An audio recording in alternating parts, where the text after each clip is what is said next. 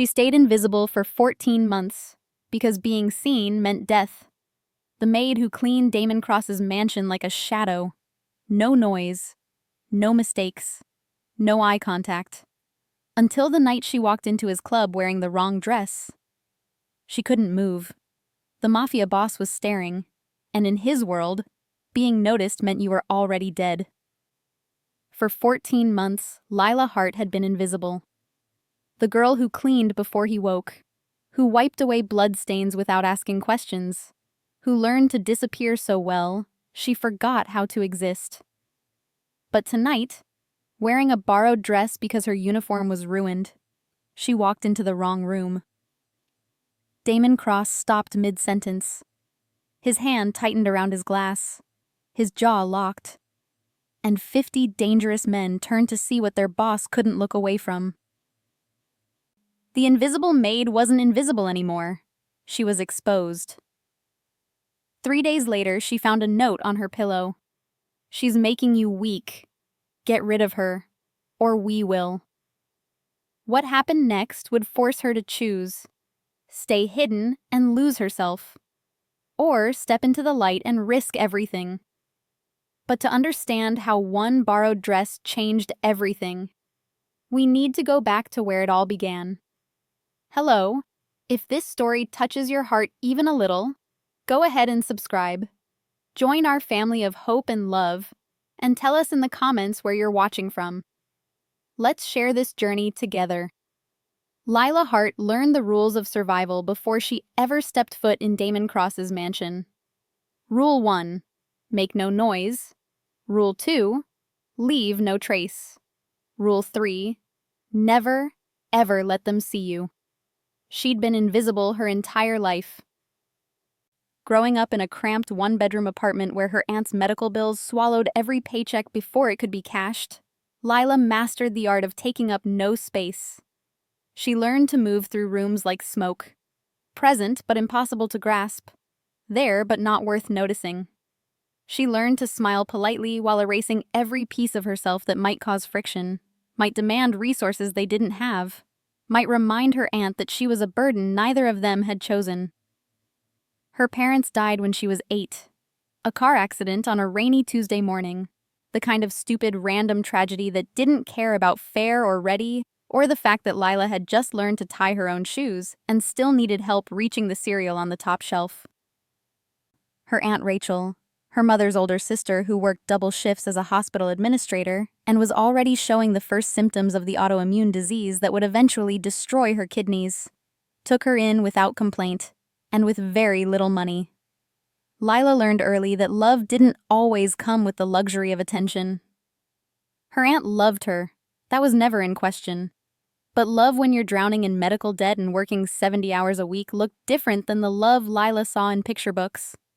It looked like making yourself smaller so you didn't add to the weight someone else was already carrying. It looked like learning to do your own homework at the kitchen table in silence, to pack your own lunch in the morning, to stop asking for things you knew weren't possible. By the time she was 12, Lila could walk through a room and leave it exactly as she'd found it. No displaced objects, no forgotten items, no evidence she'd been there at all. By 15, she'd mastered the art of fading into backgrounds so completely that teachers sometimes marked her absent even when she was sitting in the 3rd row. By 18, when her aunt's medical bills spiraled into something catastrophic and Lila started working 3 jobs just to keep them afloat, invisibility had become a survival mechanism she wielded like armor.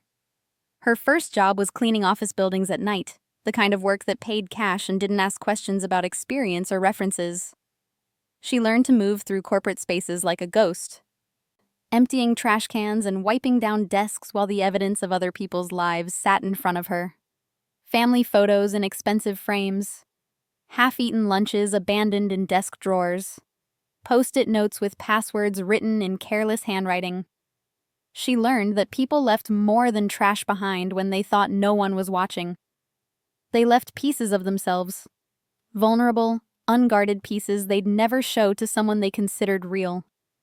Her second job was serving breakfast at a diner where the owner paid under the table and the customers were either too tired or too drunk to notice who poured their coffee. She learned to read moods in the set of someone's shoulders, to know when silence was kinder than small talk, to become whatever version of herself the moment required. Cheerful for the regular who needed someone to smile at him because his wife had stopped years ago. Efficient and invisible for the businessman who wanted his eggs exactly 3 minutes after ordering, and his check placed on the table without being asked. Her third job, the one that taught her the most important lesson, was working as a housekeeper for a family in the suburbs who treated their staff like furniture that occasionally needed maintenance. She lasted 8 months. Long enough to learn that wealthy people didn't see the help unless something was wrong. Long enough to understand that women like her, women without money or connections or the kind of beauty that made men look twice, survived by mastering the art of disappearing. When Tessa Ward hired her 14 months ago to work in Damon Cross's mansion, Lila thought she'd finally found a place where her particular skill set would keep her safe. She was right. And terrifyingly wrong. The mansion was a fortress of marble and secrets. She knew what it was the moment she walked through the service entrance for her first shift. Not a home, but a headquarters wrapped in expensive architecture. Gun safes in the study disguised as bookcases. Bloodstains scrubbed from hardwood floors but still visible if you knew where to look, and what cleaning products revealed under certain light. Conversations that stopped the moment she entered a room, mid-sentence, like someone had pressed pause on a recording they didn't want her to hear. Lila cleaned it all without question, without curiosity, without leaving a single fingerprint of her existence behind. She wiped down surfaces where guns had rested hours before. She laundered shirts with collar stains that looked too dark to be wine. She organized files she never read, answered phones she immediately transferred, and accepted the generous paycheck that appeared in her account every 2 weeks, like payment for a silence she'd never broken. Damon Cross walked past her like she was furniture. Cold, controlled, wrapped in expensive black suits and ink that crawled up his neck like warnings written in a language she couldn't read. He never looked at her. Not once. And that was exactly how Lila wanted it. She woke at 5 every morning, dressed in her pale gray uniform that had been precisely tailored to be as unremarkable as possible, and moved through the house in careful silence. She dusted bookshelves in his office while he read reports at his desk, his attention so focused on the papers in front of him that she could have been a hologram for all he noticed. She refilled his coffee without being asked, timing her approach to the exact moment his cup was 3/4 empty, placing the fresh pour on his left side where his hand would find it without looking. And she disappeared before he could remember she'd been there, slipping out of rooms seconds before he glanced up, vanishing around corners before he turned in her direction. By 6:30 every morning, the kitchen smelled like toast and black coffee, and Lila was already wiping down counters, preparing to vanish into the next task on her mental checklist. Mira Chen was the only one who saw her, really saw her. "You're a ghost, Lila," Mira said one morning, leaning against the industrial sink, while Lila scrubbed a pot that didn't need scrubbing, but gave her hands something to do during the 10-minute break Tessa insisted they take. Mira was smaller, sharper, quicker to laugh, the kind of person who could bend rules without breaking them, who knew exactly how far to push before pulling back. She'd worked in the mansion 2 years longer than Lila, and had the kind of casual confidence that came from surviving long enough to understand the patterns. You don't have to disappear that hard. Tessa doesn't fire people for existing. Lila didn't look up from the pot. The water was scalding hot, turning her hands red, but the pain felt grounding. "I'm not taking chances. He doesn't even know your name." "Good," Mira sighed, the sound carrying more weight than judgment. She never pushed. Never demanded Lila explain herself or justify her choices. Instead, she covered for Lila when she needed an extra 10 minutes to send money to her aunt through the banking app on her phone. She slipped her leftovers from staff meals when she noticed Lila skipping lunch to save money. And she pretended not to notice when Lila's eyes went distant during conversations about weekend plans, family dinners, the kind of normal life that existed in a world Lila had never really been part of. Tessa Ward, the head housekeeper, ran the staff with military precision. She was older, late 50s, maybe 60, elegant in a way that didn't need softness to command respect. Her gray hair was always pulled into a perfect bun. Her uniform was always pristine. And her expectations were absolute. She'd hired Lila with one warning. Mr. Cross values discretion above everything. If you can't be invisible, you can't work here. Lila had nodded, her hands folded in her lap during the interview, her resume showing a perfect record of jobs held and references who would describe her exactly the way she needed to be described. I understand. This isn't like your previous positions, Tessa had continued, her gaze steady and assessing. The work is demanding. The hours are long. And what you see in this house stays in this house. Always. I understand, Lila repeated. You'll be expected to adapt to Mr. Cross's schedule, which changes without notice. You'll clean spaces that have been used for business meetings you won't ask about. You'll see things that might make you uncomfortable. And you'll do all of this without commentary, without question, and without leaving any evidence that you are uncomfortable in the first place. Yes, ma'am. Tessa had studied her for a long moment, and Lila had felt the weight of that assessment like a physical thing.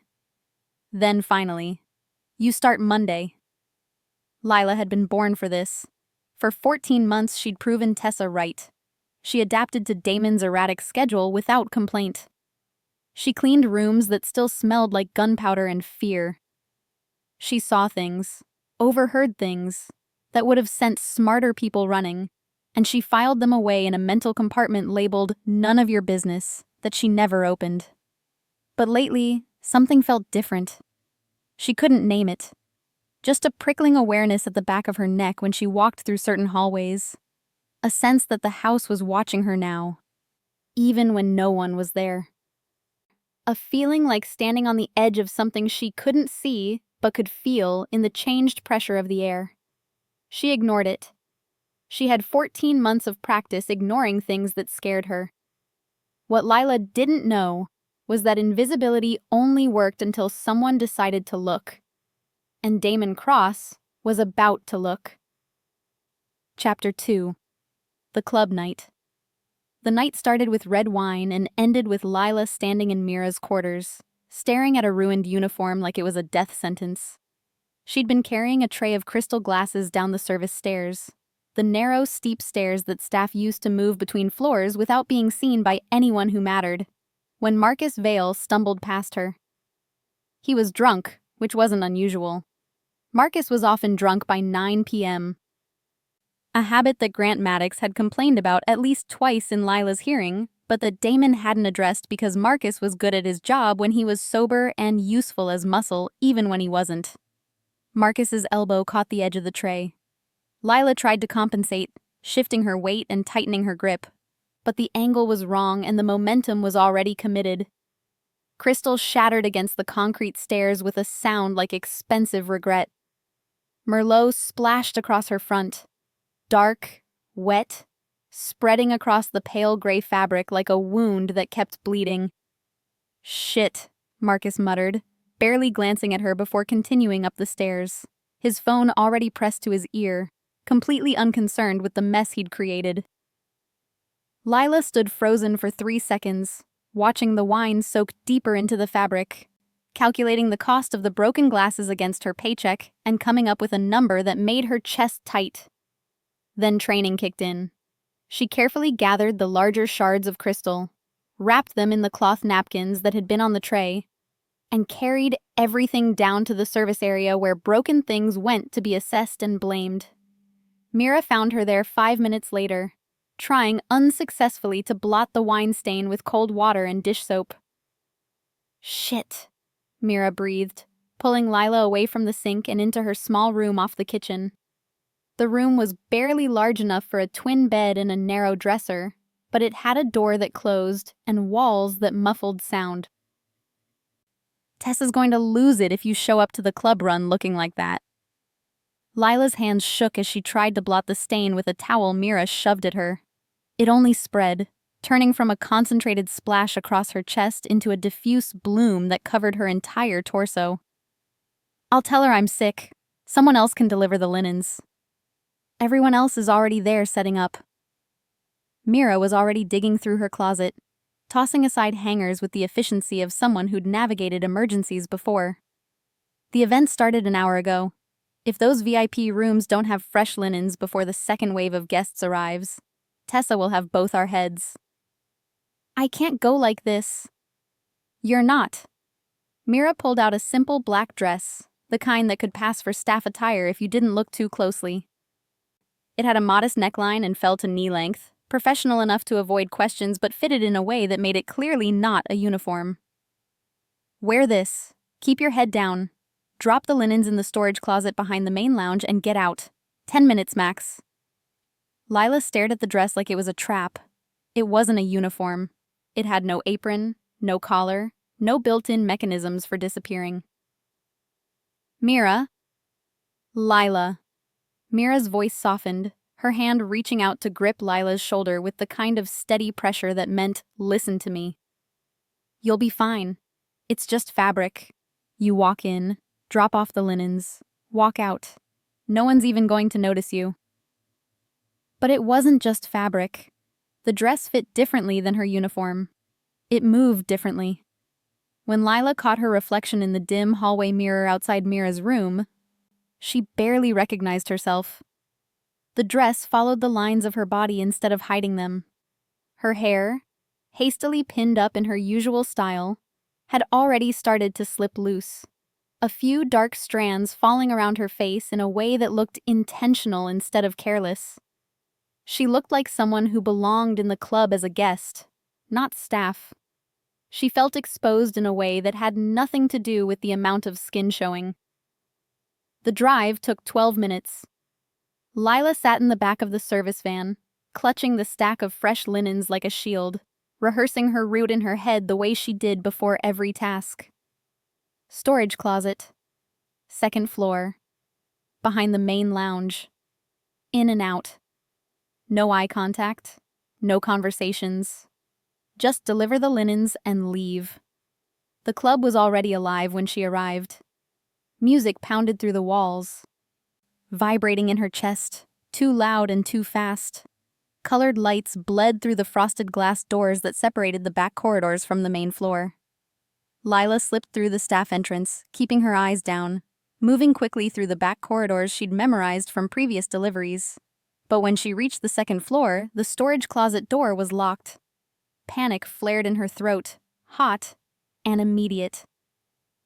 She tried the handle again, pulling harder, as if force would somehow change the reality of the locked door.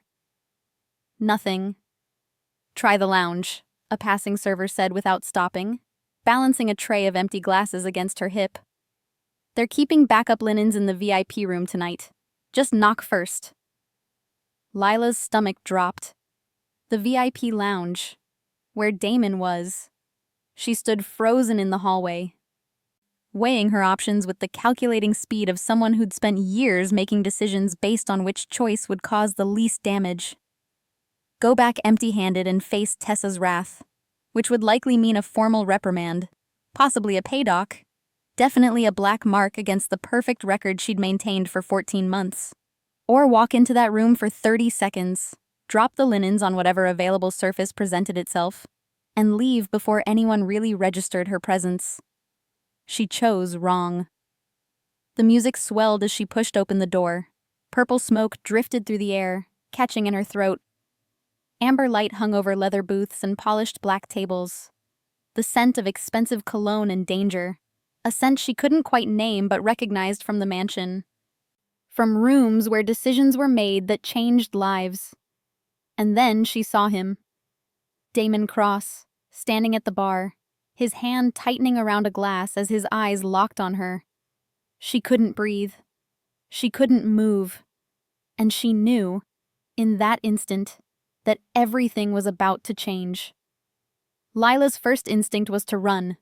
Her second instinct was to apologize, to stammer out some explanation for why she was here. Why she looked like this. Why she'd broken the unspoken rule of never letting him see her as anything other than the function she performed. She did neither. Her body betrayed her, freezing in the doorway like prey that knew the predator had already decided to chase. Her muscles locked, her breath caught somewhere between her lungs and her throat, and all she could do was stand there while every eye in the room turned toward her. Damon didn't blink, didn't move, just stared at her with an intensity that made the air feel thinner, hotter, impossible to pull into her lungs. The glass in his hand had gone completely still, no longer raised toward his lips, just suspended in mid-air like he'd forgotten what he was doing with it. She'd seen him angry before, cold, controlled anger that made grown men stammer and apologize for infractions they hadn't committed yet. She'd seen him bored, his attention wandering during long meetings in his office while she cleaned around him, his fingers tapping against his desk in a rhythm that suggested he was calculating something more interesting than whatever his lieutenants were reporting. She'd seen him lethally focused during phone calls that ended with quiet threats delivered in a voice that was somehow more terrifying for its softness. But she had never seen him look at her. Not like this. His jaw tightened, the muscle jumping beneath his skin in a way that drew her attention to the sharp line of it, to the way his dark beard was precisely trimmed to emphasize the angles of his face. His hand, still gripping the glass, flexed once, a deliberate movement, like he was reminding himself to maintain control. And something in his expression shifted, not softening, but sharpening, like he was seeing her for the first time and couldn't decide what to do about the fact that she was real, three-dimensional, more than the shadow he'd been walking past for 14 months. Well. A smooth, amused voice cut through the silence. Rowan Pike leaned forward in his seat, a smirk playing at his lips that made Lila's skin crawl. Didn't know the help came this pretty. Lila flinched, the words hitting her like a physical thing. Her fingers tightened on the linens she was still holding against her chest, the fabric bunching under the pressure. Damon's gaze snapped to Rowan, lethal and immediate. He didn't say a word. He didn't have to. The temperature in the room dropped 10 degrees. The casual conversations happening in other corners of the lounge died mid-sentence. Even the music from the main floor seemed to quiet, as if the building itself recognized the shift in atmosphere. Rowan raised his hands in mock surrender, still grinning like he'd accomplished exactly what he'd intended. Just making an observation. Boss. Don't. Damon's voice was quiet, dangerous, the kind of quiet that preceded violence. Lila's heart hammered against her ribs hard enough that she wondered if everyone could hear it, if the sound was audible over the bass still pulsing through the walls. She forced herself to move, taking one shaky step backward toward the door. I'm sorry, I have linens for the storage. You're Lila. Damon said her name like he was testing it, like he'd known it all along but never had a reason to use it until now. Like saying it out loud changed something fundamental about the space between them. She nodded, barely. Her throat was too tight to speak. Her vocal cords had forgotten how to produce sound. You work in the mansion. Another nod. Her entire body had reduced itself to this, small, jerky movements that confirmed what he already knew. He took a step toward her. Just one. But it felt like the room tilted, like gravity had shifted and was now pulling her toward him instead of toward the ground. How long? 14 months. Her voice cracked on the number, making her sound younger than she was, more vulnerable than she wanted to be. 14 months of invisibility, shattered in 14 seconds. Damon's eyes moved over her face, slow and deliberate, cataloging every detail he'd missed. The curve of her jaw, the way her pulse jumped at her throat, visible and too fast. The fear she couldn't hide no matter how hard she tried to keep her expression neutral. The exact shade of her eyes, which he was seeing for the first time in proper light. the small scar near her left eyebrow that she'd gotten when she was 12, falling off a bike she'd borrowed without permission. The way her lower lip was slightly fuller than her upper lip, currently caught between her teeth. He was memorizing her. That's what it felt like he was taking a mental photograph of every detail and filing it away in some permanent record she'd never be able to erase. "Where's your uniform?" His question was soft, but it landed like a command, like he had a right to know, and her answer would determine something important. Someone spilled wine. Mira lent me this. I just needed to drop these off." She gestured weakly at the linens still pressed against her chest, her hands shaking badly enough that the stack wobbled. "Leave them on the table." Lila hesitated. Every instinct screamed at her to refuse, to hold on to the linens because they were the only thing between her and complete exposure. The only prop that justified her presence in this room. Now. Not harsh, not loud, just absolute. The voice of a man who expected obedience and had never learned what to do when he didn't receive it. Hello. If this story touches your heart even a little, go ahead and subscribe.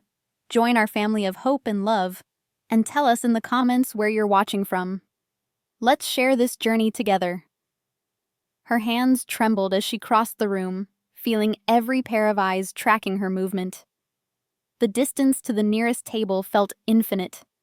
Her heels, the simple black flats she'd worn with the dress because she didn't own anything else, clicked against the polished floor with each step, impossibly loud in the heavy silence. She set the linens down on the nearest table with exaggerated care, making sure they were centered, making sure they wouldn't fall, buying herself 3 extra seconds before she had to turn around and face him again. "Lila." She stopped. She shouldn't have. She should have kept walking, should have pretended she didn't hear him over the music, should have fled like every survival instinct was screaming at her to do. But her body obeyed him before her mind could catch up, stopping mid-step like he'd pressed an invisible button that controlled her movements. "Tomorrow morning," Damon said, still watching her with that unreadable expression that somehow felt more dangerous than anger would have been. 7 a.m., my office. Her blood turned to ice. The fear that had been manageable until this moment spiked into something close to panic. "Sir, did I do something wrong?" "No." He paused, and in that pause, she felt the weight of everything he wasn't saying. "Not yet." Rowan's smirk widened. Someone in the corner laughed, quickly stifled. Grant Maddox, standing near the booth, looked like he wanted to say something but had decided silence was safer. Lila fled. She didn't remember walking down the hallway, didn't remember navigating the back corridors to the staff entrance, didn't remember getting into the van or the 12-minute drive back to the mansion. She only remembered Mira's face when she returned, pale and shaking, her hands still trembling from adrenaline she couldn't burn off. Mira took one look at her and pulled her into her room, closing the door against the rest of the world. "What happened?" "He saw me," Lila whispered. 2 words that didn't begin to encompass the magnitude of what had just shifted in her carefully constructed reality. Mira's expression shifted from concern to something closer to dread. She'd worked here long enough to understand what that meant. Oh, Lila. And that was all it took. Her invisibility, the only thing keeping her safe, was gone. She was visible now. Real. A person instead of a function. And in Damon Cross's world, being visible made you a target. Lila didn't sleep. She lay in her small room on the mansion's 3rd floor. A room barely large enough for a twin bed and a dresser, with a single window that looked out over the service entrance where delivery trucks arrived before dawn. Staring at the ceiling, replaying every second of Damon's stare. The way he'd said her name like he was claiming ownership of it. The command in his voice when he told her to come to his office. The way his eyes had moved over her face like he was cataloging details he planned to reference later. She watched the shadows on the ceiling change as night became early morning. Watched the quality of darkness shift from black to gray to the pale blue that preceded sunrise. Her mind ran through scenarios, trying to predict what would happen in his office, trying to prepare for conversations she couldn't anticipate because she didn't understand what he wanted from her. By 6 a.m., she'd given up on sleep. By 6:15, she'd showered in the communal staff bathroom, scrubbing her skin harder than necessary, as if she could wash away the memory of how exposed she'd felt in that lounge. By 6:30, she was dressed in her uniform, the real one, freshly washed and pressed with obsessive precision, and standing outside his office door with her heart in her throat. She knocked twice, soft, precise, the way Tessa had taught her to knock, loud enough to be heard, quiet enough to be forgettable. "Come in." Damon sat behind his desk, dressed in a black shirt with the sleeves rolled to his elbows, revealing the ink that wrapped around his forearms like armor. The tattoos were intricate. She'd never been close enough to really see them before, had only caught glimpses when he reached for things or gestured during meetings. Now she could see the details. Script in a language she didn't recognize, geometric patterns that seemed to have mathematical precision, images that looked like they told a story she wasn't equipped to read. He looked up when she entered, and for a moment, neither of them spoke. The morning light coming through the windows behind him cast him in silhouette, making it hard to read his expression. "Close the door," he said finally. She did.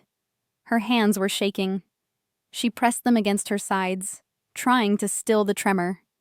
"Sit." "I'd rather stand, sir."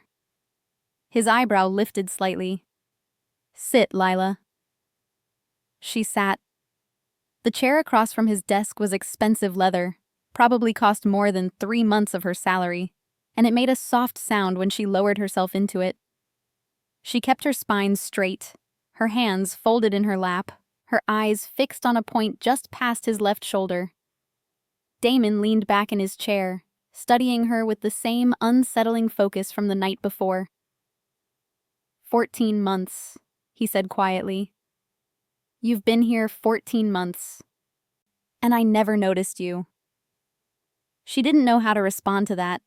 It wasn't a question. It was a statement that seemed to carry judgment. Of himself or of her, she couldn't tell. "Why?" "Sir? Why do you hide?" His voice wasn't cruel, just curious, like he genuinely wanted to understand the mechanism that had made her invisible for over a year. Lila's throat tightened, because that's how women like me survive in places like this. Because being noticed by men like you is dangerous. Because invisibility is the only power I have. "I don't hide. I just do my job." "You disappear," he corrected, leaning forward slightly. "Every time I walk into a room, you're already halfway gone. You clean my office, and I couldn't pick you out of a lineup 5 minutes later. You've served me coffee hundreds of times, and until last night, I couldn't have told you what color your eyes are." "Brown," she thought. "They're brown." You could have learned that any morning for the past 14 months if you'd looked. "I didn't mean to disrupt anything last night," she said instead, falling back on the kind of apologetic language that usually smoothed over problems. "It won't happen again." "Good." He paused, and she felt the shift in the air that preceded whatever he was about to say next. "Because from now on, you work directly under my supervision." Her head snapped up, her careful neutral expression cracking. "What?" "Grant Maddox will coordinate your new schedule. You'll clean my office, my private quarters, and accompany me when I need staff during evening events." "But Tessa..." "I've already spoken to Tessa." His tone left no room for argument. "This isn't a punishment, Lila. It's a reassignment." It felt like a cage. A beautiful, well-compensated cage, but a cage nonetheless.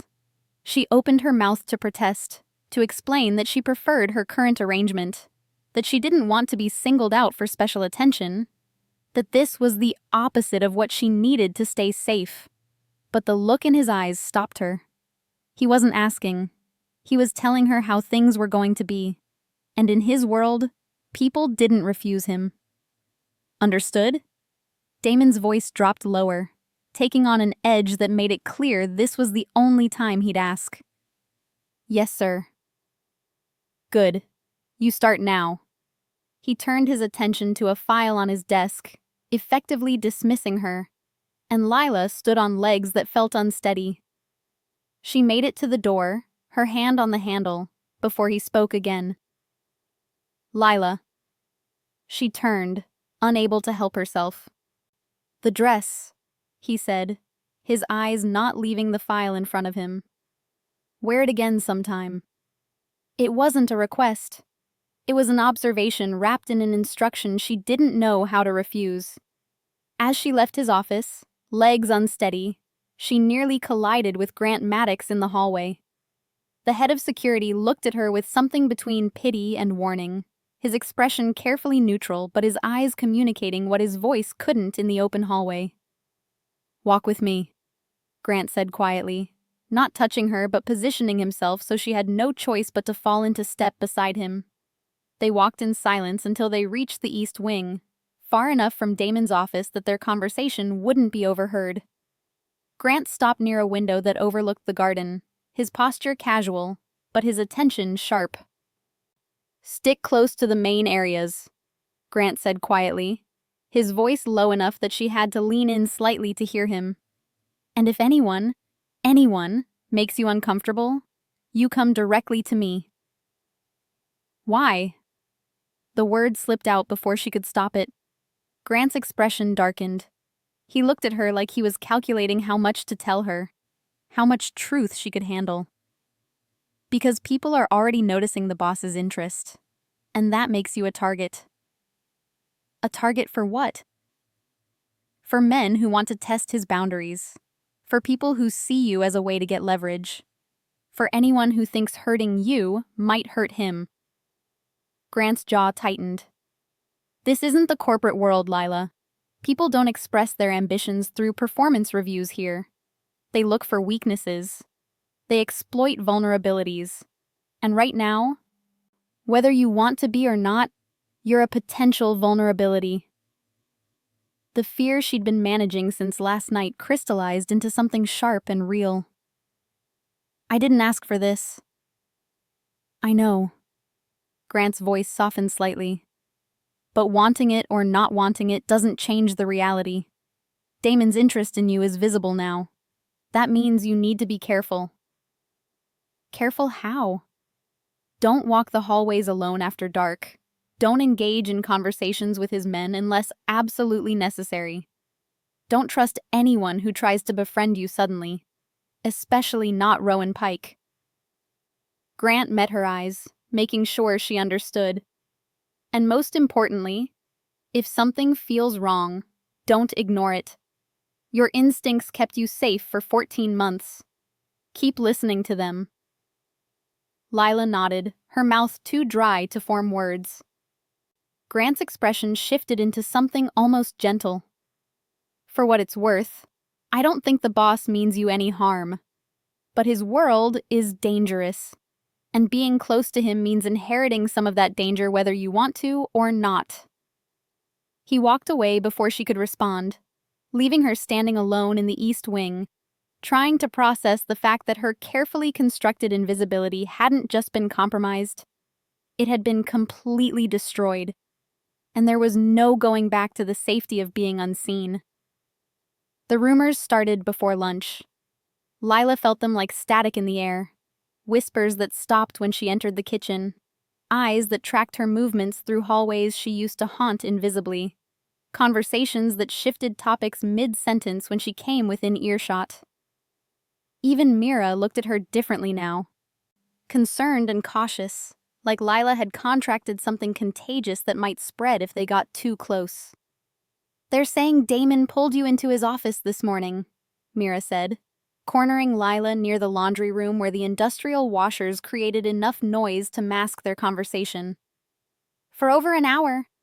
45 minutes, Lila corrected, like the 15-minute difference mattered. They're saying he reassigned you. He did? To what? His personal staff. The words tasted wrong in her mouth, too intimate, too specific. Mira's eyes widened. She glanced around to make sure no one else was in earshot, then leaned closer. Lila. I know. Lila's voice cracked. I know how it looks. Do you? Mira's expression was serious now, stripped of her usual humor. Because from where I'm standing, it looks like you just became the most talked about person in this house.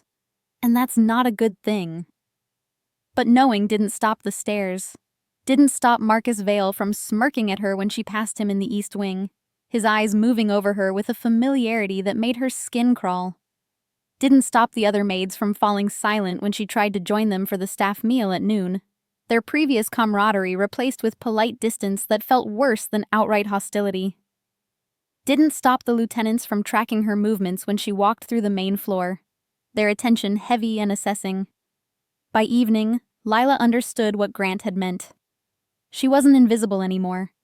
She was a question mark, a curiosity, a piece on a chessboard that had suddenly moved in an unexpected direction.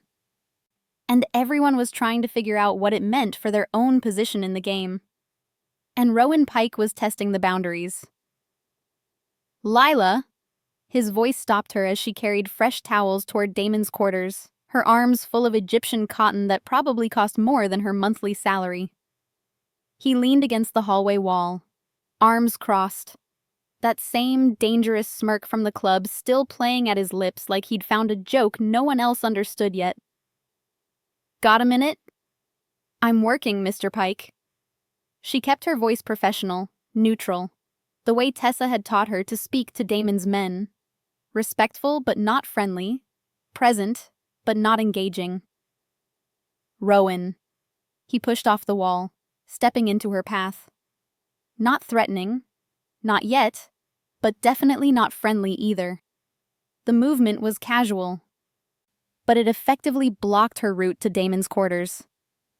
We didn't get properly introduced last night. Shame, really. You clean up nice. Her pulse spiked.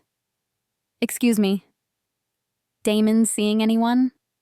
Rowan asked casually, like he was asking about the weather, like the question wasn't loaded with implications she didn't want to examine. I wouldn't know. No? He tilted his head, studying her with the kind of attention that made her feel like an insect under a microscope. Strange. You're with him more than anyone else these days. New assignment, private meetings in his office, special treatment. If you don't know what's going on between you two, you're not paying attention. I'm his maid. She forced the words out, keeping her voice steady. Right. Rowan's smile sharpened. His maid, who he stares at like she's the only person in the room. Who he reassigned within 12 hours of actually seeing her. Who he's now keeping close enough that everyone in this house is wondering when, not if, but when, she ends up in his bed. Lila's hands tightened on the towels until her knuckles went white. I need to go. Sure. He stepped aside, but as she passed, he added, Careful, Lila. Damon doesn't do soft. Whatever he wants from you, it won't end well. For you, anyway. She didn't respond, didn't look back, just kept walking until she reached Damon's door, her heart pounding so hard she thought it might break through her ribs. She knocked, hoping he wasn't there, praying she could just drop off the towels and leave without another conversation she wasn't equipped to handle. No answer. Relief flooded through her. She slipped inside to leave the towels and froze. Damon stood near the window, phone pressed to his ear, his voice low and lethal. I don't care what he thinks he's owed. If he touches my property again, I'll personally... He turned and saw her. Silence. He ended the call without breaking eye contact, without saying goodbye to whoever was on the other end. Just pressed the button and let the phone drop to his side, his attention fully on her. Lila, I'm sorry. I thought you were out. I'll come back. Stay. One word. A command wrapped in something else. Something that made her skin flush despite the fear still coursing through her system. She stayed. Not because she wanted to. Because leaving would have required walking past him, and she wasn't sure her legs would carry her that far.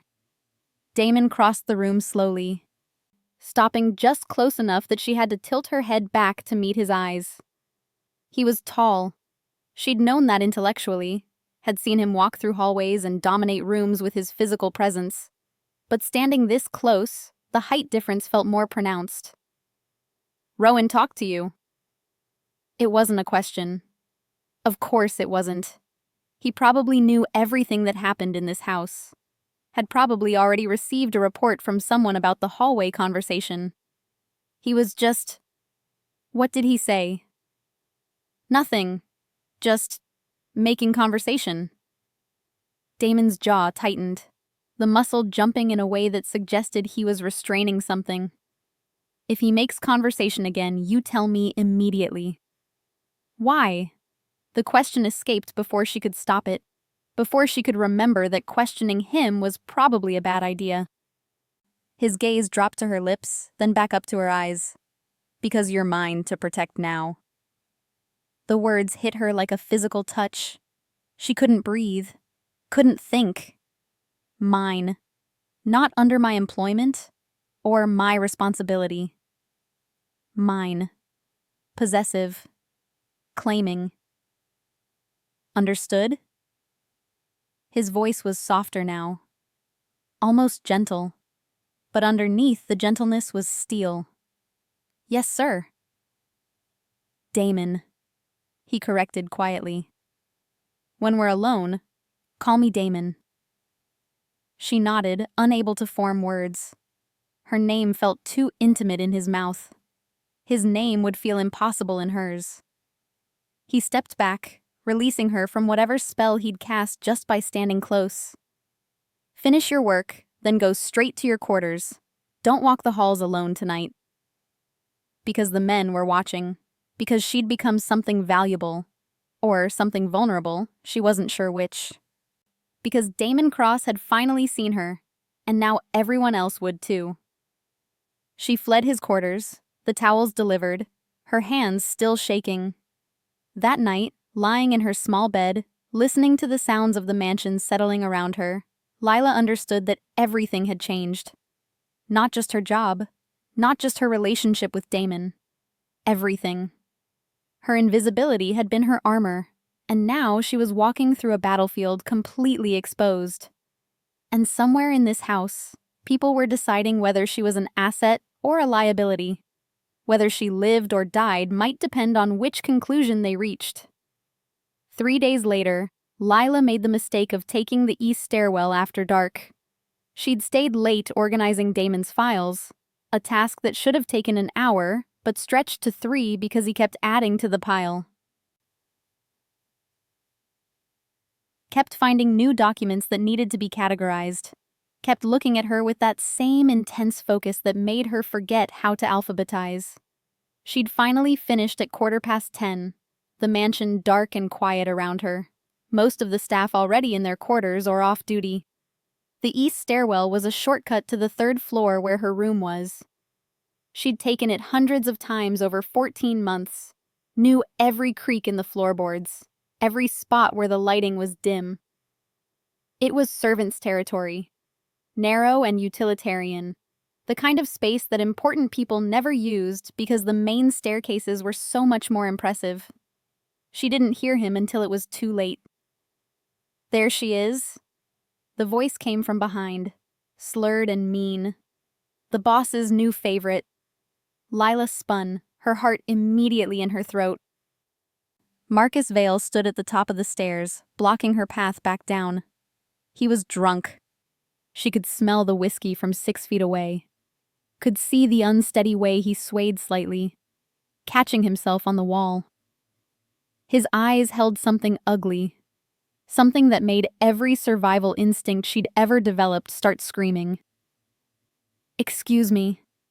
She tried to step around him, to make herself small and non-threatening, to slip past without confrontation.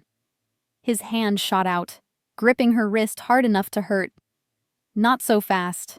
Been wanting to talk to you. Let go.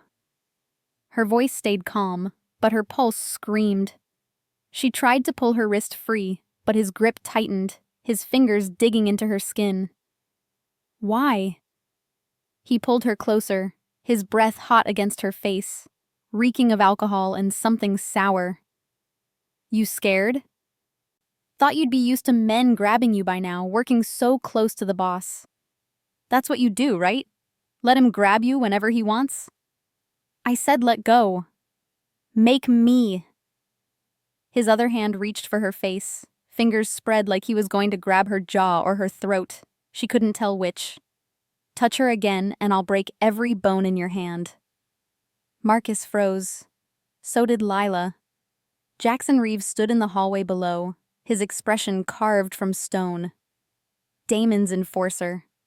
The man responsible for making problems disappear. He was tall, taller than Marcus, broader, and he carried himself with the kind of casual violence that suggested breaking bones was a regular Tuesday for him. Marcus dropped her wrist like it burned, stumbling back a step. I know what you were doing. Jackson's voice was calm, terrifying. The kind of calm that preceded brutality. Walk away, now. For a moment, Marcus looked like he might argue. His jaw worked, his hands clenching into fists. Then, survival instinct kicked in.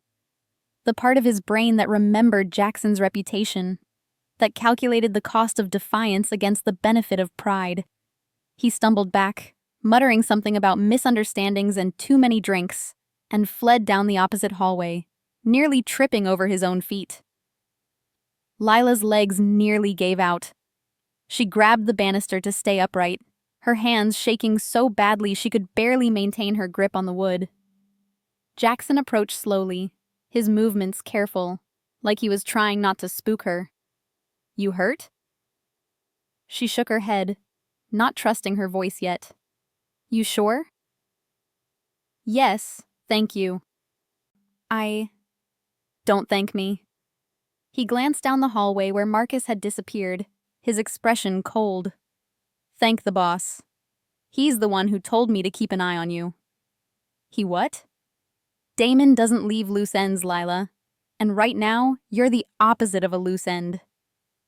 Jackson's expression softened slightly, which on his face meant he looked marginally less likely to kill someone.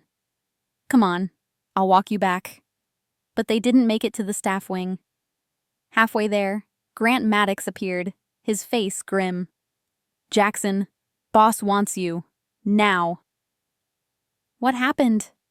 Marcus Vale just made the stupidest mistake of his life. Grant's eyes flicked to Lila, assessing her in the way he assessed everything, cataloging injuries, calculating threat levels, determining appropriate response. He's asking for you, too. Lila's stomach dropped. For me, boss wants to know exactly what happened. Damon's office felt smaller than usual, hotter. He stood behind his desk, hands braced against the wood, every muscle in his body coiled tight like he was physically restraining himself from violence. When Lila entered, his eyes locked on her with terrifying focus, scanning her from head to toe like he was checking for injuries or violations, cataloging every detail of her appearance. Are you hurt? His voice was too quiet, too controlled, the kind of control that barely contained fury. No. Did he touch you? My wrist, that's all. Jackson stopped him before... Where? Damon moved around the desk, closing the distance between them in 3 strides. It doesn't matter. Show me. Not a request, a demand that carried the weight of everything he was holding back. Lila held out her arm, her hands still trembling slightly. A faint red mark circled her wrist where Marcus had grabbed her, the imprint of his fingers already starting to darken into bruises that would be purple by morning. Something broke in Damon's expression. Not rage. She'd seen rage before, had cleaned up after it, had learned to recognize it in the set of shoulders and the quality of silence. This was worse. This was cold calculation combined with absolute certainty. The look of a man who'd already decided someone's fate and was just determining the details of execution. "Get Grant," he said to Jackson, his eyes never leaving Lila's wrist. "Tell him to bring Marcus to the East Warehouse. Now." "Damon," Lila's voice cracked. "Please. He was drunk. He didn't actually hurt me. He touched you." Damon's eyes met hers, and she saw the truth there. This wasn't about justice or proportional response. This was about possession, about boundaries, about sending a message that would echo through every level of his organization. "That's enough. You can't. I can." He stepped closer, his hand lifting to gently touch the bruise forming on her wrist, his fingers impossibly gentle compared to the violence in his voice. "And I will. Anyone who puts their hands on you answers to me. Directly." "Why?" The question broke free, desperate and raw. "Why do you care?" Damon's hand lifted from her wrist to her face, his fingers brushing her jaw so gently it felt like a contradiction to everything else about this moment, to the barely restrained fury radiating from him. "Because you're mine." Not a question, not a request, a claim. Simple, absolute, terrifying in its certainty. "I'm not," Lila started, but the words died in her throat when she saw his expression. "You are," he said simply, "whether you accept it yet or not. And in my world, people protect what's theirs." He turned to Jackson, dismissing her protest like it was irrelevant to the reality he'd already constructed. "Make sure Marcus understands why this is happening. Make sure he tells everyone he talks to for the rest of his life, however long or short that might be, exactly why he's paying this price." Jackson nodded and left. Grant appeared in the doorway. "I'll handle the cleanup." "No." Damon's voice was flat, final. "I'll handle this one personally." Grant's eyebrows rose slightly, the only indication of surprise he allowed himself. Then he nodded and stepped back, understanding what Damon needed. What message was being sent not just to Marcus, but to everyone who worked in this house. Damon turned back to Lila. "Go to your quarters. Lock your door. Don't open it for anyone except me or Grant." "Damon, please." The word was quiet. It softened something in his expression, made him look almost vulnerable. "I need to know you're safe while I handle this. Can you do that for me?" She nodded, her throat too tight for words. He walked her to the door, his hand on the small of her back. Protective, possessive, gentle despite everything. "This won't happen again, Lila. I promise you that." She wanted to tell him she didn't need his promises, didn't need his protection, didn't need to be his in any capacity. But the words wouldn't come. Because part of her, a part she didn't want to examine too closely, felt safe under the weight of his claim. Felt seen in a way that was terrifying and exhilarating at once. She went to her quarters like he'd asked, locked her door, sat on her bed listening to the sounds of the mansion around her. Footsteps in distant hallways, doors closing, the low murmur of voices she couldn't quite make out. And somewhere in the mansion's darkness, Marcus Vale learned exactly what it meant to touch something Damon Cross considered his. Lila didn't sleep again that night. She sat in her small room, perched on the edge of her narrow bed, staring at the faint bruise forming on her wrist, replaying Damon's words on an endless loop. "You're mine," not as a threat, not as a warning, as a truth he'd decided she needed to accept. A fundamental restructuring of reality that didn't require her consent.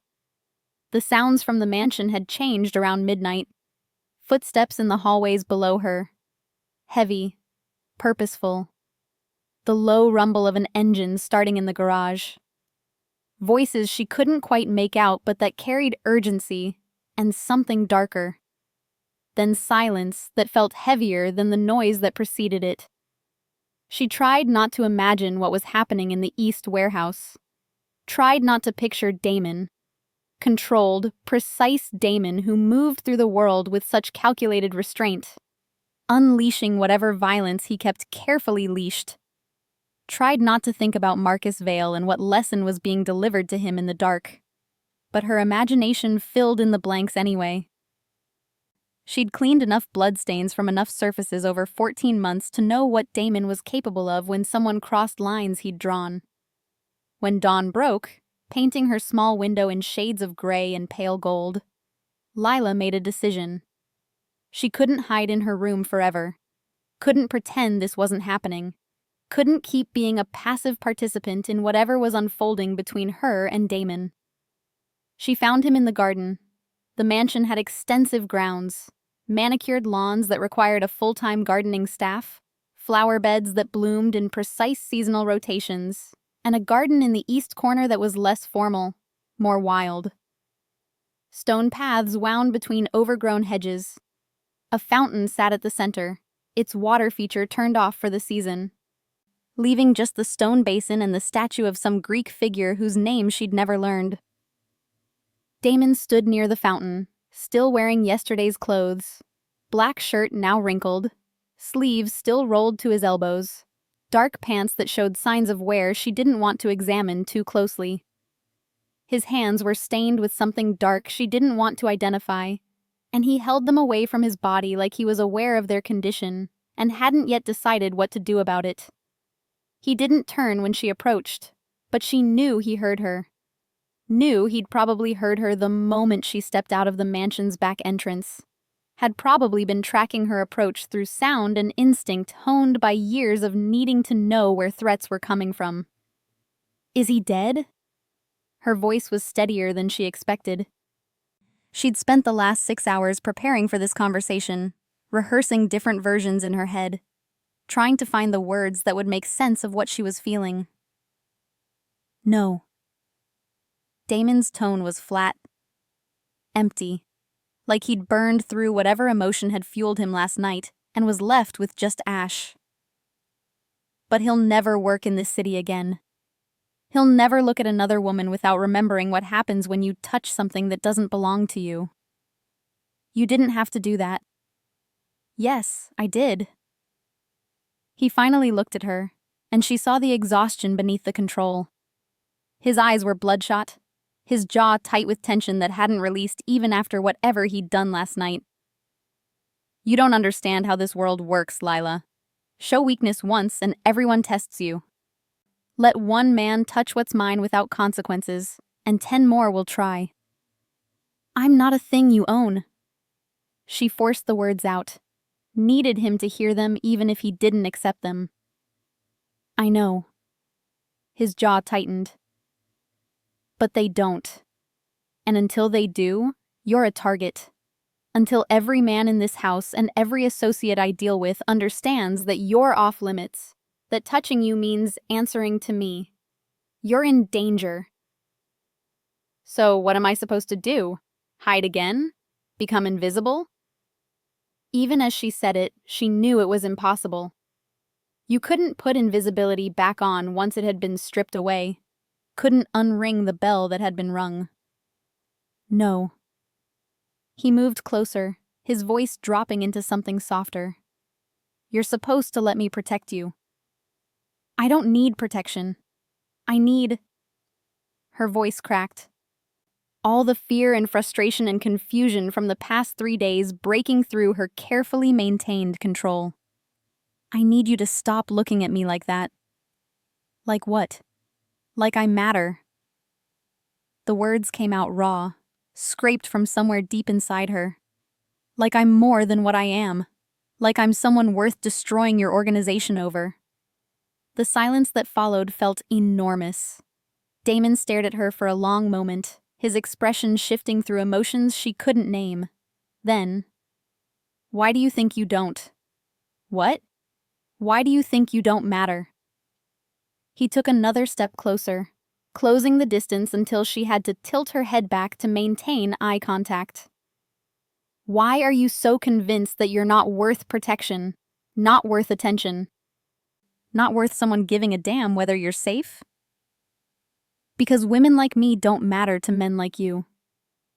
She forced herself to hold his gaze, to say the things she'd known her entire adult life. We're temporary, convenient, easy to replace. We serve a function, and when that function is no longer needed or when it becomes inconvenient, we're dismissed. You're wrong. Am I? Lila's voice shook, but she pushed forward. 3 weeks ago, you didn't know my name. You walked past me every single day for 14 months and never once actually saw me. Now you're ready to destroy anyone who looks at me wrong. You're keeping me close like I'm something precious. You're calling me yours like I agreed to that. That's not protection, Damon. That's obsession. And obsessions burn out. Men like you get bored with women like me, and when you do, where does that leave me? Visible, exposed, and without the invisibility that kept me safe. Maybe. He didn't deny it. Didn't try to argue that he wasn't obsessed. But you still haven't answered my question. Why do you hide? She didn't want to tell him. Didn't want to give him another piece of herself. Didn't want to hand over ammunition he could use to burrow deeper under her skin. But the exhaustion, the fear, the weight of 14 months spent disappearing plus all the years before that, it all broke at once. Because I've been invisible my whole life, she whispered. My parents died when I was 8. Car accident. Random and stupid and final. My aunt took me in, but she was already sick, already struggling. I learned early that the less space I took up, the easier it was for everyone. No complaints, no needs, no demands. Just quiet. Damon's expression shifted. Not pity. She would have hated pity. Something deeper. Something that looked almost like recognition. When I turned 18, my aunt's medical bills got worse. Kidney disease. She needed dialysis 3 times a week. Needed medications that cost more than our rent. Needed a transplant she was never going to get because we didn't have the insurance to even get on the waiting list. I worked 3 jobs just to keep us afloat, and every single one taught me the same lesson. Women like me don't get to be seen. We serve. We survive. We stay small. Her breath hitched, her chest tight with the weight of years of practiced invisibility. So when Tessa hired me, when she told me Mr. Cross values discretion above everything, when she said I needed to be invisible to work here, I thought I'd finally found a place where that was enough.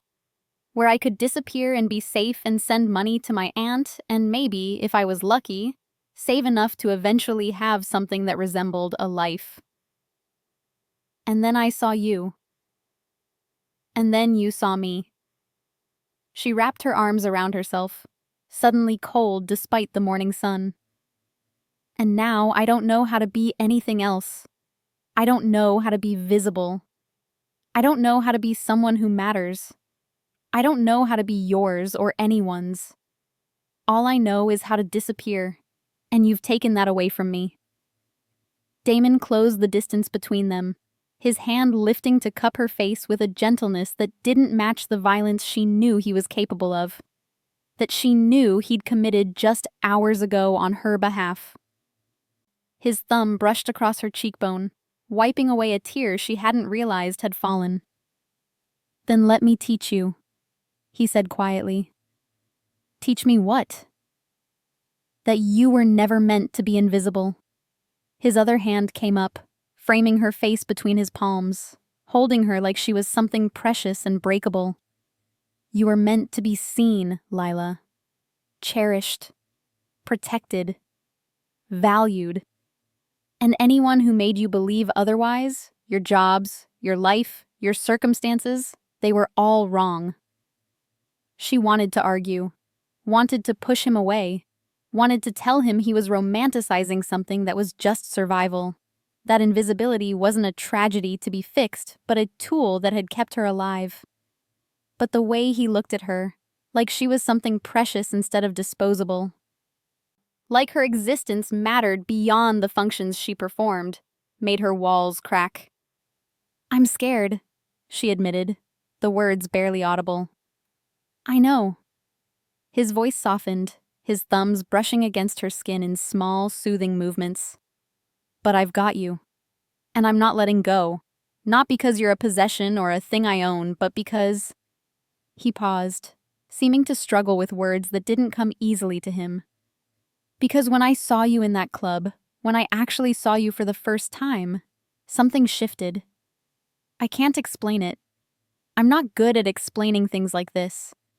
But you became visible to me in a way that makes everything else slightly out of focus. And I don't know how to unsee you now. Wouldn't want to, even if I could. What if I can't be what you need?" The question slipped out, vulnerable and raw. "You already are," he said simply. "You just don't know it yet." He pulled her into his chest, wrapping his arms around her despite the stains on his hands, despite everything that had happened in the last 12 hours, despite all the reasons this was a terrible idea. And Lila let herself be held, let herself lean into the warmth and solidity of him, let herself believe, just for a moment, that maybe being visible wasn't the end of the world. For the first time in 14 months, she believed him. For the first time in her life, she believed someone who said she mattered. And that realization was more terrifying than anything else that had happened. 2 weeks passed in strange, tense quiet. The incident with Marcus Vale had sent ripples through the organization. Marcus himself had disappeared. Not dead, according to the rumors Lila overheard in the kitchen, but relocated to some operation on the West Coast where he'd work under supervision and constant reminder of what happened when you crossed Damon Cross. The message had been received. Lila could see it in the way men stepped aside when she walked through hallways now, in the careful distance they maintained, in the way conversations stopped, not with hostility, but with respect she hadn't earned and wasn't sure she wanted. Damon kept her close. Too close. She worked in his office during the day, sitting at a small desk he'd had installed near the window, organizing files and managing correspondence while he took meetings and made phone calls in languages she didn't always understand. She sat beside him during private meetings with his inner circle, present but silent, taking notes when he asked and otherwise watching the dynamics play out like she was learning a new language. She accompanied him to evening events as his personal attendant, standing near enough to hand him things when he needed them, but far enough to maintain the pretense that she was still staff. The lines between staff and something else blurred until she couldn't tell where one ended and the other began. He called her Lila now, always. She called him Damon when they were alone, Sir when others were present, navigating the strange duality of their relationship with the same careful attention she'd once devoted to being invisible. The men noticed. They always noticed. But Grant's increased security presence and Damon's very clear response to Marcus had created a buffer. Temporary, fragile, but real. What they didn't see was the threat growing inside Damon's inner circle. It started with small things. Files that went missing from Damon's office, only to reappear days later with no explanation.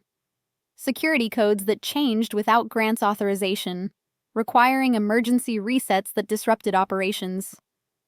Whispers about a federal informant embedded in the organization, feeding information to prosecutors who'd been trying to build a case against Damon for years. Shipments that were delayed or redirected, causing problems with distribution networks that Damon had spent years establishing. Damon handled it the way he handled everything, with cold, calculated precision. He tightened internal security protocols. He had Grant run background checks on everyone who'd been hired in the last 6 months. He changed meeting locations at the last minute, varied his routes to and from the mansion, implemented new communication procedures that made coordination more difficult, but information leaks harder. Until the night someone left a message on Lila's pillow.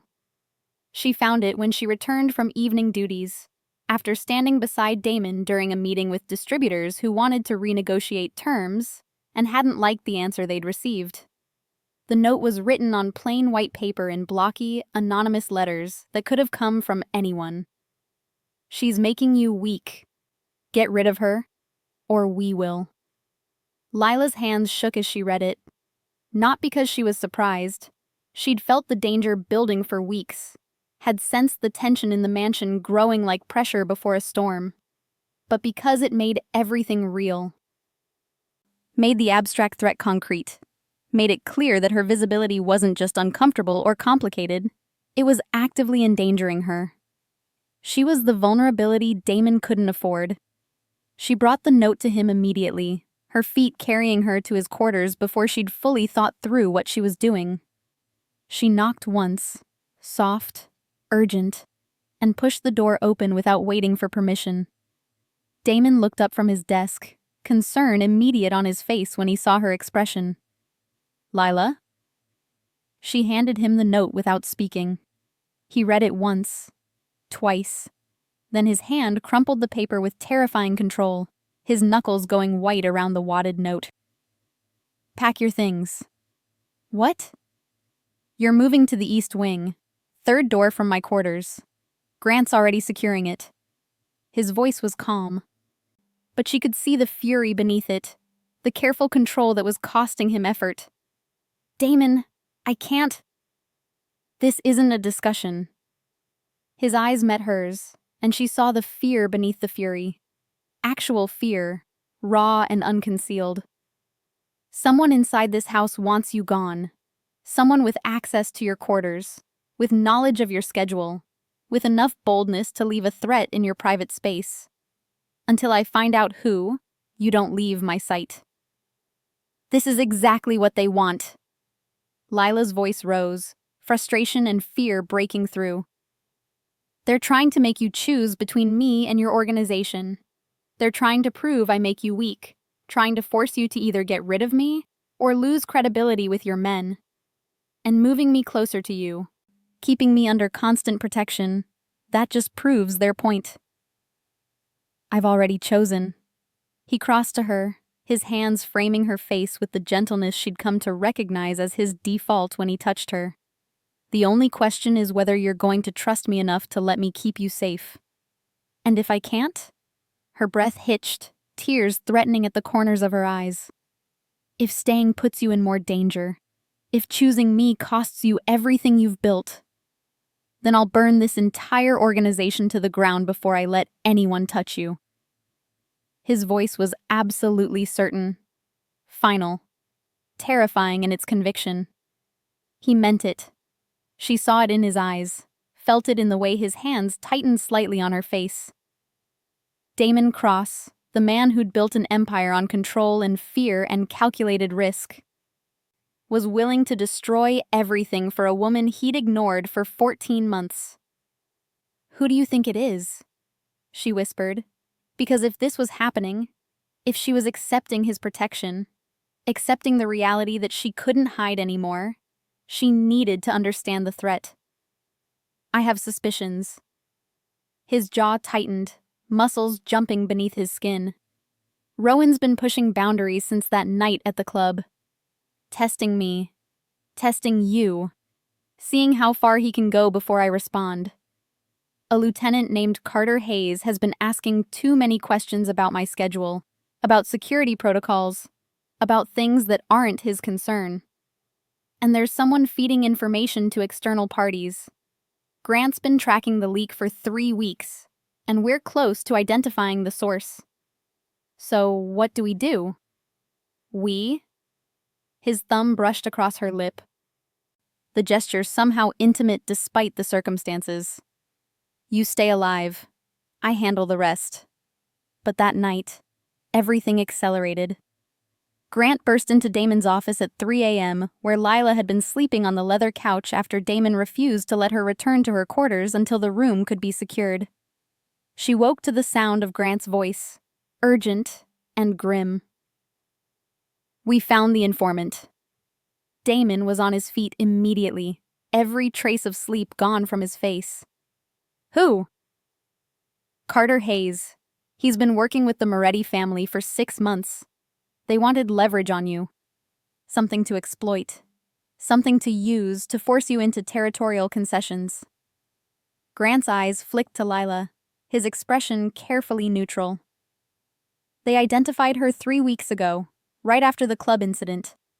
The plan was to take her, use her to force your hand, make you choose between her safety and your territory."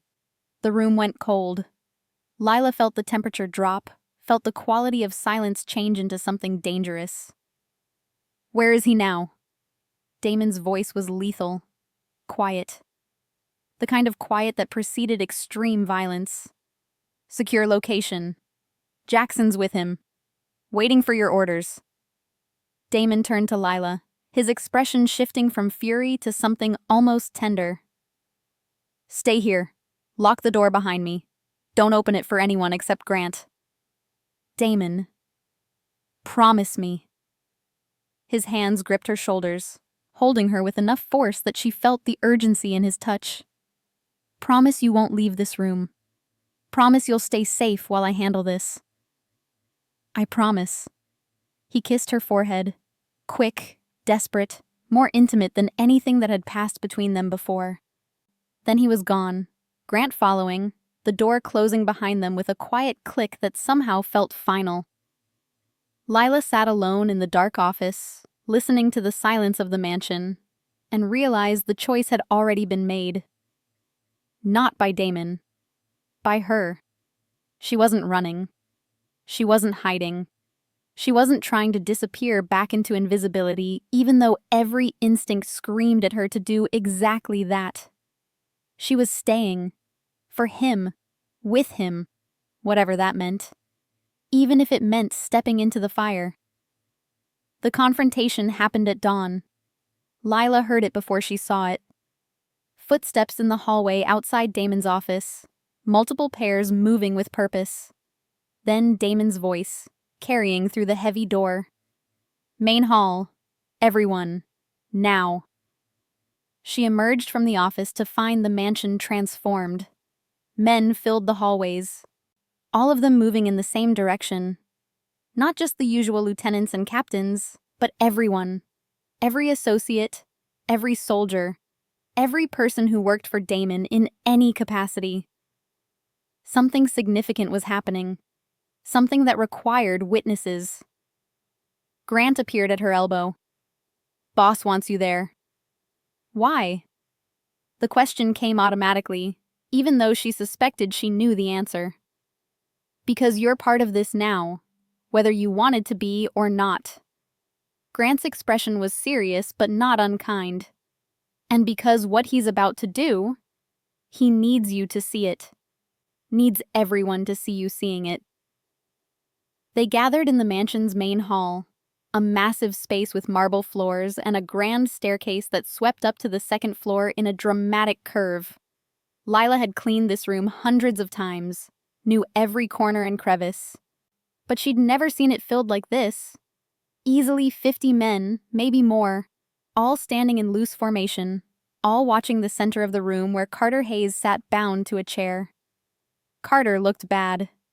Bruised, bloodied, beaten, but not broken. He lifted his head when Lila entered, his eyes finding her with disturbing focus. Then he smiled, a terrible smile that showed bloodied teeth. Damon stood near the fireplace, Rowan Pike beside him, Grant and Jackson flanking them. The inner circle, the men who made decisions and enforced them. When Damon saw Lila, he extended his hand toward her. Not a request, a command wrapped in invitation. "Come here." Every instinct screamed at her to refuse, to stay near the door where she could escape if needed, to maintain distance from whatever was about to happen. But she'd made her choice last night, sitting alone in his office, accepting that invisibility was no longer an option. Lila crossed the room and took his hand. Damon's fingers threaded through hers, solid and certain. His grip was firm but not painful, possessive but not controlling. He pulled her close enough that she stood slightly in front of him, his presence at her back like a shield. "Most of you know her," Damon said, his voice carrying through the hall with absolute authority. "You've seen her cleaning, serving, existing in the background for over a year. You've ignored her the same way I did." Silence. Complete. Every person in the room focused on Damon with the kind of attention that suggested careers and lives depended on what happened next. 3 weeks ago, that changed. Damon's hand tightened slightly on hers. "I saw her. Really saw her. And in seeing her, I made her visible to all of you. That visibility put her in danger. Carter Hayes," he gestured toward the man tied to the chair, "took advantage of that danger. He identified her as a weakness, a leverage point, something he could exploit to serve the interests of a rival family." Carter spat blood onto the marble floor, the sound obscenely loud in the quiet room. "She is a weakness. You're so obsessed you can't see straight. You're making decisions based on protecting her instead of protecting your territory. You've compromised security, changed protocols, exposed vulnerabilities, all because you can't stand the thought of something happening to your pet maid." "No." Damon's voice went quiet, dangerous, the kind of quiet that made everyone lean in slightly to hear. "She's the only thing in this world I care about more than power. And that doesn't make me weak. It makes me willing to do whatever it takes to protect what matters." Murmurs rippled through the room, men exchanging glances, Rowan's expression unreadable, Grant watching everything with tactical assessment. "Anyone who thinks otherwise," Damon continued, his gaze sweeping the gathered men, "can leave now. Walk out that door, and you're done with this family. No retaliation, no consequences. Just done. Stay, and you accept this truth. Lila Hart is under my protection. Permanently.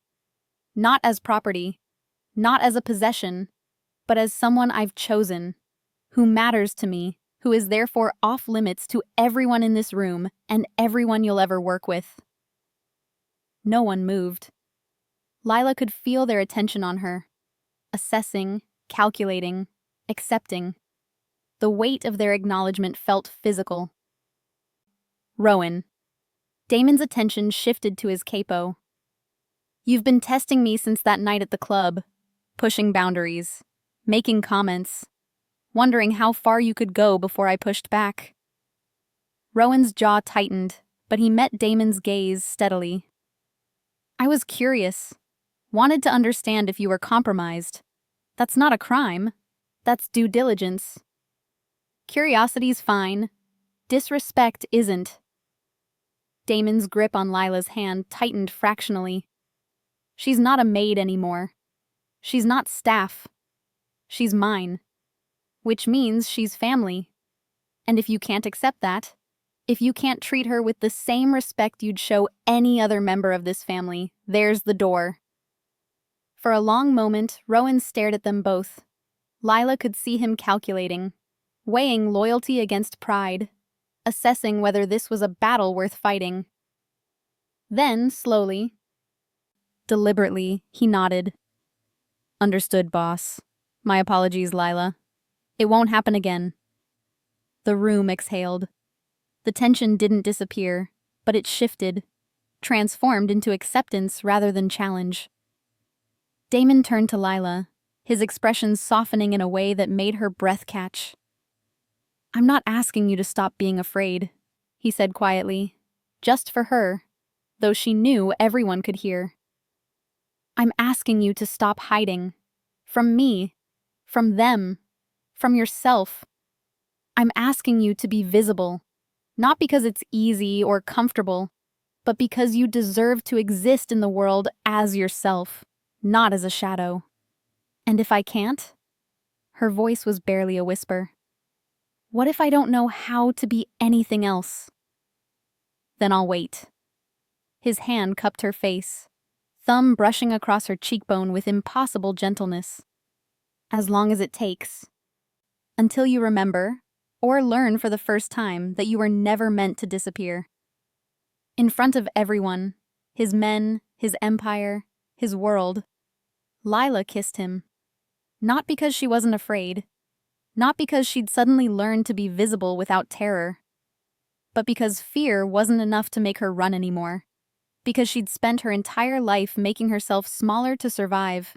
And maybe, just maybe, it was time to try existing at full size, even if it terrified her. When she pulled back, Damon's eyes held something she'd never seen before. Peace. Like he'd been waiting for this moment, this choice, this acceptance. Everyone out, he ordered, his voice returning to its usual authority. Except Grant and Jackson. We have work to do. The men filed out, silent and obedient. Carter was dragged away to whatever fate awaited him. Lila didn't ask, didn't want to know. Rowan paused at the door, catching her eye briefly, something like respect in his expression before he left. And Lila stood in the center of the grand hall, no longer invisible, no longer hiding, no longer the ghost who cleaned Damon Cross's mansion without being seen. She was visible. She was claimed. She was his, but more importantly, she was beginning to believe she was also hers. The woman beneath the uniform had always been there. Strong, resilient, capable of surviving anything. She'd just been hidden under layers of practiced invisibility, wrapped in the belief that being seen was dangerous. And maybe it was dangerous. Maybe visibility came with risks that invisibility had protected her from. Maybe choosing Damon, accepting his protection, standing beside him in front of his entire organization, maybe all of that would lead to complications and threats she couldn't anticipate. But for the first time in her life, Lila was willing to take that risk. Because being seen, really seen, not as a function but as a person, felt like the opposite of what she'd always believed.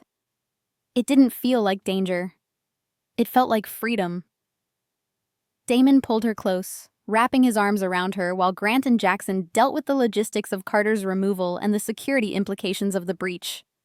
He rested his chin on top of her head, and she felt the tension slowly drain from his body. The fear he'd been carrying since someone threatened her, the fury that had driven his response, the relief that she was safe and choosing to stay. "Thank you," he said quietly. "For what?" "For trusting me. For staying. For being brave enough to be visible even though everything in your history told you to hide." His arms tightened slightly. "I know what that cost you." "I'm still scared," she admitted. "I know, but you did it anyway. That's what courage is. Not the absence of fear, but the choice to act despite it." She pulled back enough to look at him. "What happens now?" "Now?" A small smile tugged at his lips. "Now you move into the East Wing like I said 2 weeks ago. Now you stop pretending to be just my employee and accept that you're more than that. Now we figure out what this is between us, slowly, at whatever pace you need. And now everyone in this house understands that you're under my protection, that hurting you means answering to me, that you matter." "And your organization? Your reputation?" "Fuck my reputation," he said simply. "I've spent 15 years building power, building fear, building an empire based on control and calculated risk. And you know what I learned last night, watching Grant track down the threat against you? None of it matters if I lose you. None of it. The power, the territory, the respect, all of it is meaningless if the cost is your safety." "That's crazy," she said. But there was no judgment in her voice, just wonder. Maybe, he smiled. But it's also true. You changed something in me that night at the club, Lila. I don't fully understand it yet. I just know that I spent 14 months not seeing you, and now I can't imagine not seeing you. Can't imagine going back to a world where you're invisible. She kissed him again, softer this time. Less audience, and more intimacy. I'm not good at this. At being visible, at accepting care, at believing I'm worth protecting. I know. We'll figure it out together. He pressed his forehead to hers. Starting with breakfast. Have you eaten? She laughed, the sound startling her with its lightness. Is that really your first concern after all of this? You haven't eaten since yesterday afternoon. Yes, that's my first concern. He took her hand, threading their fingers together. Come on, I'll make you something. You cook? I have many skills you haven't discovered yet, he said, leading her toward the kitchen. We have time for you to learn them all. And walking through the mansion that had been her workplace for 14 months, hand in hand with the man who owned it, no longer trying to be invisible, no longer erasing her presence from every space she occupied, Lila realized he was right. She had time. Time to learn to be visible. Time to accept that she mattered. Time to figure out what it meant to be chosen by someone who saw her, really saw her, and decided she was worth burning down empires for. It was terrifying. It was exhilarating. It was the beginning of something she'd never let herself imagine before. And for the first time in her life, Lila Hart was ready to find out what happened when you stopped hiding and started living at full size, in full view, as your full self. If you felt something while watching, please subscribe. That's how I know these stories mean something to you, even on your TV. Take a second to join our community of story lovers. Your support keeps this world of emotions alive.